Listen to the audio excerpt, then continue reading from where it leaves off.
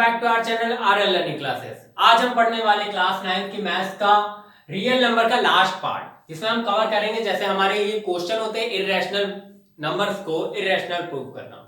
जैसे √2 is an irrational number, कैसे prove करेंगे।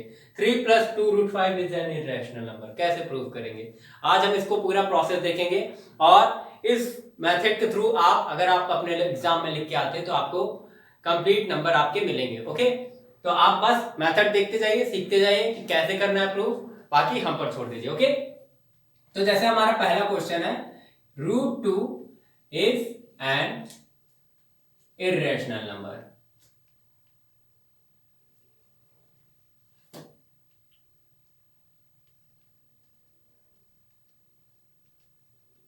ओके, तो ये कैसे प्रूफ करेंगे, क्योंकि थ्योरेटिकल क्वेश्चन है तो काफी लोग बचने की कोशिश करते हैं कि ऐसा क्वेश्चन ना करना पड़े, लेकिन बहुत ही इजी क्वेश्चन है। एक बार आप समझ जाएंगे तो आपको ये सारे क्वेश्चन बहुत ही इजी लगने लगेंगे। ठीक है, तो जैसे आपका क्वेश्चन है, क्या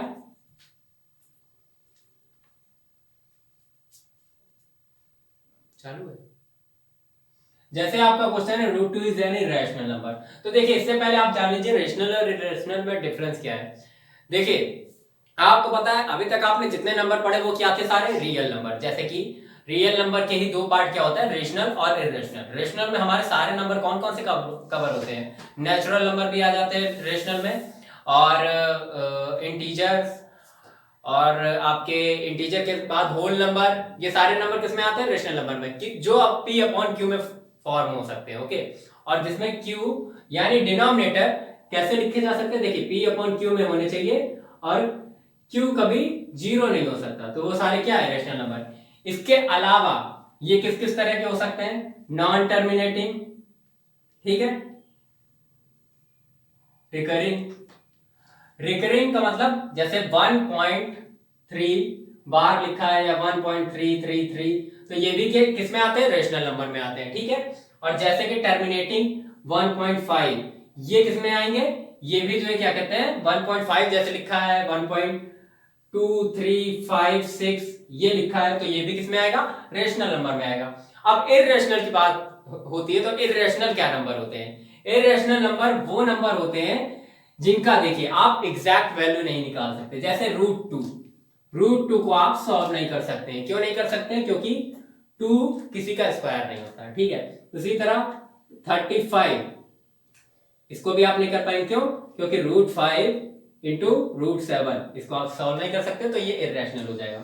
उसी तरह आपका पाई आपका क्या होता है, इरेशनल नंबर। अब आप कहेंगे 22/7 ये जो आता है तो वो क्या होता है, रेशनल में आ जाता है। 22/7 P/Q format, Q does not equal to 0। पर जब आप डिवाइड करेंगे तो आपको पता चलेगा कि ये एक इरेशनल नंबर है। क्यों, क्योंकि इसका डिवाइड इसमें हर बार अलग आता है। आप डिवाइड करते जाएंगे, वैल्यू बढ़ती जाएगी बढ़ती जाएगी बढ़ती जाएगी, और वैल्यू कभी एंड नहीं होगी, हर बार एक नई वैल्यू मिलेगी आपको। ठीक है, और रिपीट भी नहीं होगी। अगर ना ही रिपीट करें, ना जो रिपीट करे ना टर्मिनेट हो रहे, तो वो कौन सी वैल्यू में जाएगा, वो इरेशनल में जाएगा। तो इरेशनल और रेशनल तो समझ में आ गया होगा, और ज्यादा समझने के लिए आप हमारी 9th क्लास की रेशनल और इरेशनल की वीडियो देख सकते हैं। ठीक है, तो चलिए अपने क्वेश्चन पे आते हैं। हमारा क्वेश्चन क्या था कि √2 एक इरेशनल नंबर है। देखिए, किसी को गलत प्रूव करने के लिए पहले क्या होता है कि हम उसको एक मिनट के लिए मान लेते हैं कि चलिए सही है, लेकिन फिर बाद में वो खुद ब खुद गलत प्रूव हो जाता है। तो उसी तरह हम भी इसमें क्या मानेंगे, एक मिनट के लिए मान लेते हैं कि √2 इरेशनल नहीं है, √2 रेशनल है। ठीक है, हमें प्रूव क्या करना है, इरेशनल। तो हम क्या इसका जस्ट अपोजिट मान लेंगे, लेट अस assume कॉन्ट्रैरी। कॉन्ट्रैरी का मतलब इसका जो विपरीत है या फिर जो अपोजिट है, contrary that √2 is a rational number. Okay, क्योंकि √2 एक रेशनल नंबर है, ये हमने मान लिया है। एक मिनट के लिए ये भूल जाए कि ये इरेशनल है, यही मान के चलते चलिए रेशनल है, तो भी क्या हो जाएगा, हम लोग अपनी तरफ से कॉन्ट्रेरी मान लेते हैं, क्या कि √2 रेशनल नंबर है। अब √2 रेशनल नंबर है तो हम क्या कर सकते हैं, सो √2 को हम कैसे रिप्रेजेंट कर सकते हैं,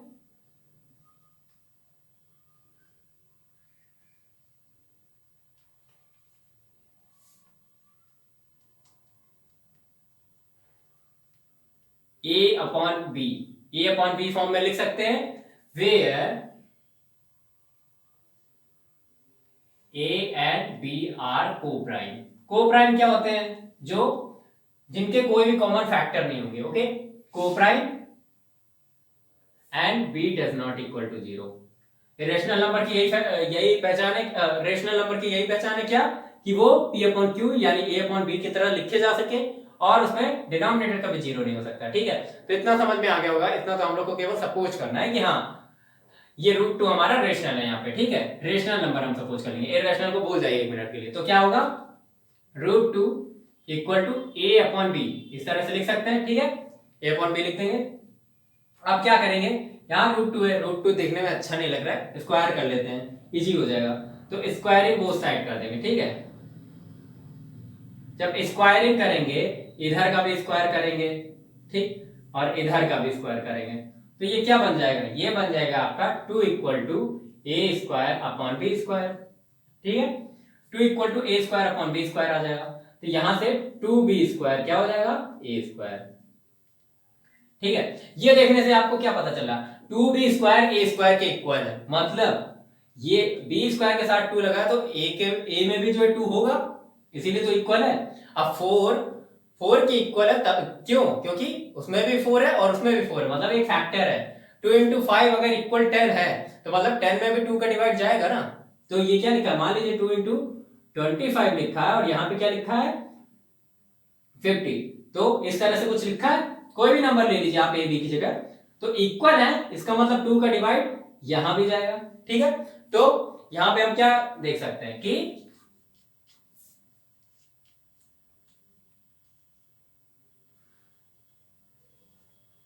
ए स्क्वायर इज डिविजिबल बाय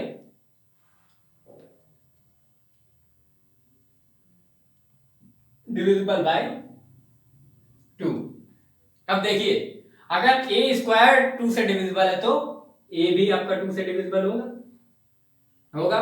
मान लीजिए कोई भी नंबर का स्क्वायर ले लीजिए, जैसे कि 3 का स्क्वायर ले लिया 9, 3 से डिविजिबल है तो 3 भी 3 से डिविजिबल होगा।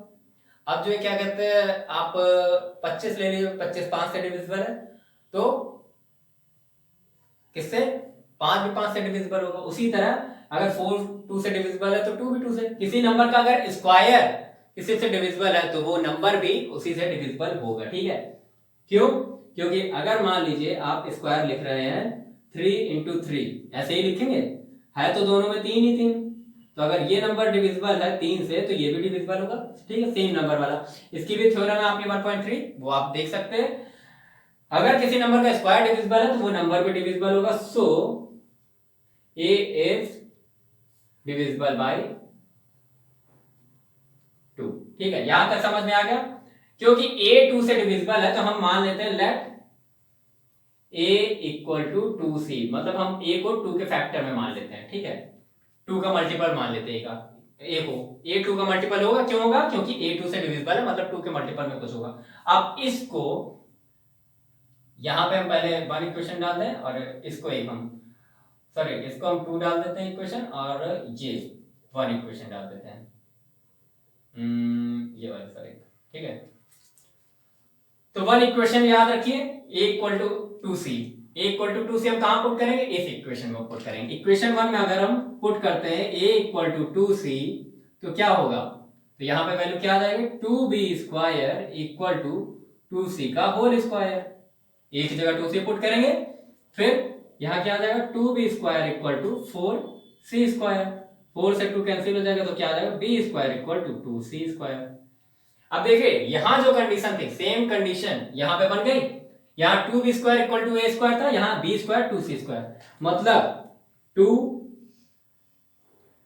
मल्टीपल होगा किसका, b स्क्वायर का, या फिर ये कह सकते हो b स्क्वायर 2 से डिविजिबल है, b square is divisible bye 2। Okay, और b स्क्वायर होगा तो b भी 2 से, b is also divisible by 2। ठीक है, ये लिखेंगे हम लोग बाय 2, क्योंकि b स्क्वायर 2 से डिविजिबल है तो b भी 2 से डिविजिबल होगा। ठीक है, अब हमने क्या देखा, देखिए यहां पे यहां तक हमें क्या समझ में आया कि ए स्क्वायर और बी स्क्वायर 2 से डिविजिबल थे और ए और बी दोनों ही 2 से डिविजिबल है। तो हमने क्या देखा,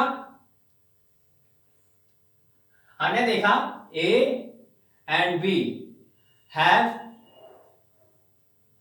2 एज अ कॉमन फैक्टर।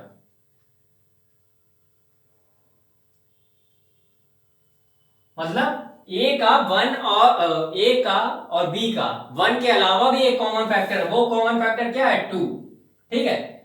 लेकिन यहां हमने क्या माना था, ए एंड बी आर को प्राइम का मतलब कोई कॉमन फैक्टर नहीं होना चाहिए, क्योंकि हमारी ही मानी हुई बात गलत हो गई। इसका मतलब जो हम शुरू से मानते आ रहे हैं आज तक हम धोखे में थे, ठीक है, हम धोखे में थे और जो हम मान रहे थे वो गलत था सब कुछ। तो इसका मतलब जो हमने माना था कि √2 इज रेशनल नंबर, तो वो गलत था। So our assumption is wrong,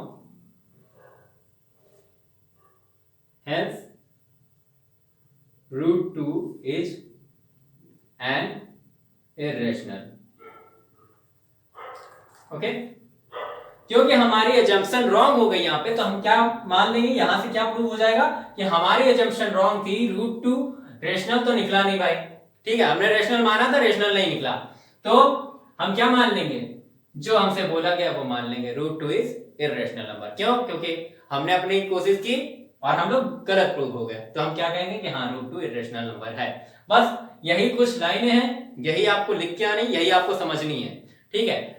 total logical based question है, अगर आप लॉजिक से सोचोगे तो एक एक लाइन खुद ब खुद आपके दिमाग में आती जाएगी, ठीक। तो इसी तरह से अगर आपको ये दे दिया जाए, मान लीजिए यहां √2 ना देके आपको दे दिया जाए क्या, √5 इज एन इर्रेशनल नंबर, तो आप क्या करेंगे, कोई डिफरेंस नहीं है भैया, यहां पे भी क्या होगा, हम √5 मान लेंगे। Let us assume that √5 is a rational number, so √5 can be written as √5 can be written as a upon b where a and b are co-prime and b does not equal to 0, ठीक है। यहां तक सब same रहेगा, ठीक है, यहां तक सब सेम रहेगा, बस डिफरेंस कहां आएगा, देखिए यहां आपका 2 से डिविजिबल हो रहा था, वहां आपका 5 से डिविजिबल होगा। कैसे, देखिए ये तो समझ में आ गया, √5 आपका क्या हो जाएगा, a upon b हो जाएगा, ठीक। स्क्वायरिंग करेंगे तो स्क्वायरिंग करने से क्या हो जाएगा, जब स्क्वायर कर देंगे तो यहां पे क्या हो जाएगा, 5 का हो जाएगा 5 का स्क्वायर तो भाई 5 ही होगा, और a बाई b का स्क्वायर क्या हो जाएगा, a² अपॉन b², तो ये b² कहां चला जाएगा, यहां पे, तो इसका क्या हो जाएगा 5b² upon equal to a²। अब देखिए सेम कंडीशन बनी जैसे इक्वेशन 1 में बनी थी, वहां 2b² बनी थी, यहाँ 5b², तो यहां पे हम लोग क्या निकाल लेंगे कि a² is divisible by 5, so a is also divisible by 5, ठीक है, मतलब a फैक्टर होगा किसका, 5 का, तो a को सॉरी a मल्टीपल होगा 5 मल्टीपल होगा किसका, a का, तो a को हम 5 से लिख सकते हैं, 5 के मल्टीपल के रूप में लिख सकते हैं, ठीक है, डिविजिबल और ये भी डिविजिबल। उसी तरह अब ये a = 5 से लिखा है, ठीक है, a = 5 से लिखा है, इसको हम पुट कर देंगे इस इक्वेशन में, तो क्या होगा आपका 5b² = a² में, यहां आपका आएगा 5b² = 5c का होल स्क्वायर, जो कि आ जाएगा 5 से 25c², ठीक, ये आ जाएगा 25c² आ जाएगा यहाँ पे। अब जब कैंसिल करेंगे तो क्या हो जाएगा, b² = 5c², सेम चीज आ जाएगी जैसे पिछले क्वेश्चन में था, सेम एक एक स्टेप सेम रहेगा, लैंग्वेज में आपको कोई चेंज नहीं करना है। तो यहां पर आपका क्या होगा, b is divisible bye 5, divisible by 5, क्योंकि यहां पे 5 a और b का दोनों का ही कॉमन फैक्टर हो रहा है, ठीक है, यहां पे आपका a और b दोनों का कॉमन फैक्टर, एक एक्स्ट्रा कॉमन फैक्टर क्या 5 भी आ रहा है, पर हमने माना था को प्राइम, मतलब कोई कॉमन फैक्टर नहीं, और ये हमारे एजम्पशन को रॉन्ग प्रूव कर रहा है। हमारे एजम्पशन को रॉन्ग प्रूव करने का मतलब हम शुरू से आज तक जो भी मानते चले आए इस क्वेश्चन में वो सब गलत है, और जब वो सब गलत है तो मतलब जो आपको प्रश्न में दिया है, मतलब जो क्वेश्चन में दिया है वो सही है। क्या दिया था? √5 is an irrational number, √5 is an irrational number, यहां पे लिख देंगे hence √5 is an irrational number. ठीक है,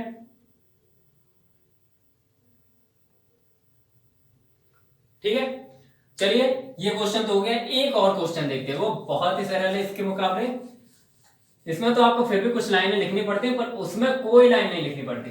देखिए आप कैसे, ये लिखी रहने देते हैं लैंग्वेज, क्योंकि लैंग्वेज की बहुत नीड पड़ रही भाई। ठीक है, और बस ये नंबर हटा देते हैं।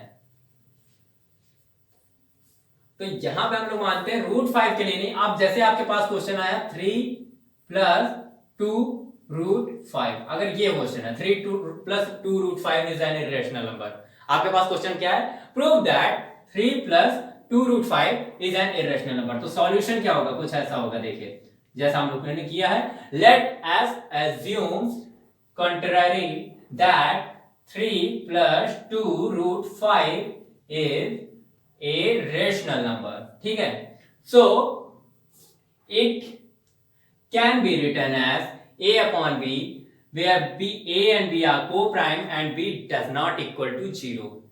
ठीक है, ये समझ में आ गया? सेम लैंग्वेज है, कोई डिफरेंस नहीं है। अब देखिए 3 + 2√5 को a/b लिख सकते हैं, बिल्कुल लिख सकते हैं। ठीक है, लिख दिया हमने, कोई दिक्कत नहीं है।